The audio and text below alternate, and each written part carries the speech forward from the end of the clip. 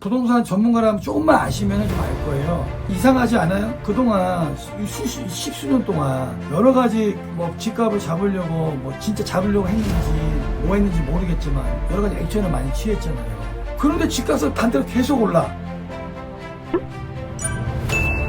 안녕하세요. 진실부동산의 이원영입니다. 이번 시간에는 무거운 주제를 한번 다뤄볼까 하는데, 서희건설로부터 김건희 여사가 뭐 목걸이를 받았다. 그래서 서희건설 회장이 자수했다. 그런 언론 보도가 나왔는데, 저는 사실은 이 부분에 대해서 부동산 정책하고도 좀 관계가 있지 않을까라는 합리적인 의심을 한번 해봅니다. 이상하게 뭐가 딱 맞아떨어지는 게 있어요. 제가 사실 2022년 8월부터 2023년 1월까지 그 당시 좀 집값이 하락했었거든요. 그 당시 그러고 나서 2023년 1월 달에 정책 하나가 툭 튀어나와요. 그게 무슨 지역이냐면 서울의 강남 3구하고 용산을 제외한 마포, 성동, 영등포, 동대문, 서울 주요 지역의 분양가 상한제 폐지가 발표가 돼요. 그리고 나서 3월 달에 서울의 수도권에 9억 초과 주택 보유자 분들이 전세자금 대출을 그동안 한 몇 년 중단했던 것을 전면적으로 실시 발표가 나오고요. 이 두 가지 정책이 전환되면서 저는 그 당시 모 부동산대학 교수님하고 의견을 나눌 때 2021년 전고점을 뚫을 것이다 앞으로. 왜냐, 이 두 가지 정책이 바뀌었기 때문에 분명히 저는 전고점이 뚫을 것이라 주장을 했었어요, 그분한테. 역시 그 결과는 나왔었거든요. 그런데 지금 이 김건희 여사 이분이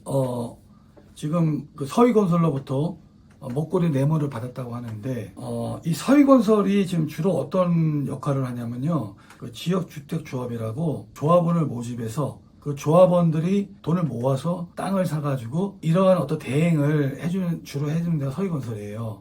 근데 서희건설 자체가 만약에 제가 그동안 주장한 분양가 상한제, 특히 공공택지라든가 또 서울 지역에 분양가 상한제 전면 실시가 되면 아마 서희건설 입장에서는 지역주택조합 사업이 잘 되진 않을 것이에요. 분명하게. 그런데 공교롭게 2022년도에 윤석열 정권을 잡으면서 서희건설 회장이 김건희 여사로부터 자기 사위, 맞사위를 비서실장을 해달라는 어떤 그런 내용으로 목걸이를 줬다라고 언론 보도가 나오고 있거든요. 그래서 그 결과 서희건설 회장 맞사이가 국무총리 비서실장이 됐다는 얘기예요. 그리고 공교롭게 2003년 1월 달에 서울 주요 지역에 분양가 상한제가 폐지가 됐다는 얘기예요. 저는 이 부분이 굉장히 이게 뭔가 있지 않냐, 너무 잘 맞아떨어져요. 이게 사실 현재 분양가 상한제 민간택지는 정부에서 시행령으로 시행할 수 있는 거예요. 국회 동의가 필요 없이. 이 법이 그렇게 돼 있어요. 물론 이제 공공택지 토지조성 원가연동제는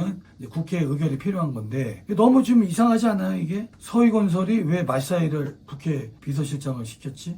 국무총리? 그리고 그 결과 몇 달 후에 서울 주요 지역에 분양가 상한제 폐지가 됐고, 서희건설이 그동안 이 분양가 상한제가 폐지가 되고 나서 물론 다른 건설사도 이득을 받겠지만, 부동산 전문가라면 조금만 아시면 좀 알 거예요. 지역주택조합이 분양가 상한제가 전면 실시되면은 돈을 많이 못 벌 것이라는 거는 너무 의심스러워요, 이 내용 자체가. 그리고 지금 제가 이 내용을 더듬어 보면 2023년 1월 4일날 경향신문 보도예요. 분양가 상한제 폐지 5일부터 효력. 그래서 여기 보면 규제 완화에서 가장 눈에 띄는 건 규제지역 해제와 민간택지 분양가 상한제 적용 해제다. 둘 다 넓게는 광역시도를 포함해 규제 범위 넓은 데다 규제 유무에 따라서 세제, 금융, 다른 규제도 연동돼 적용되기 때문이다. 4일 국토교통부에 따르면 강남, 서초, 송파, 용산을 제외한 전국의 모든 지역에서 규제가 모두 해제된다. 민간택지 분양가 상한제의 경우 해제 시점이 5일 이후부터 입주자 모집 신청이 나서는 단지부터 적용받는다. 이런 내용이에요. 저는 사실 그동안에 24년부터 25년까지 이 집값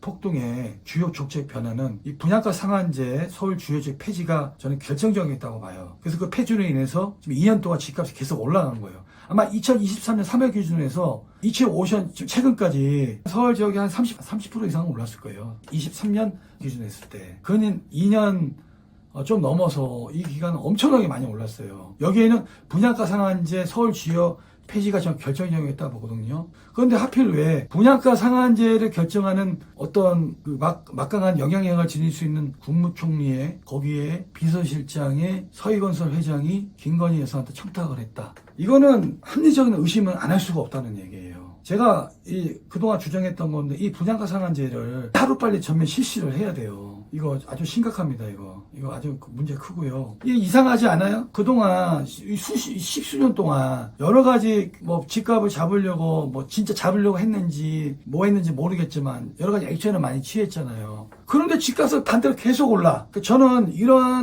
지금 이런 상황들, 뭐 국무총리 비서실장이 건설사 회장이 청탁을 해서 자기 사이를 비서실장으로 이렇게 하게끔 하는 이런 게 있지 않을까 하는 추측을 좀 해봐요.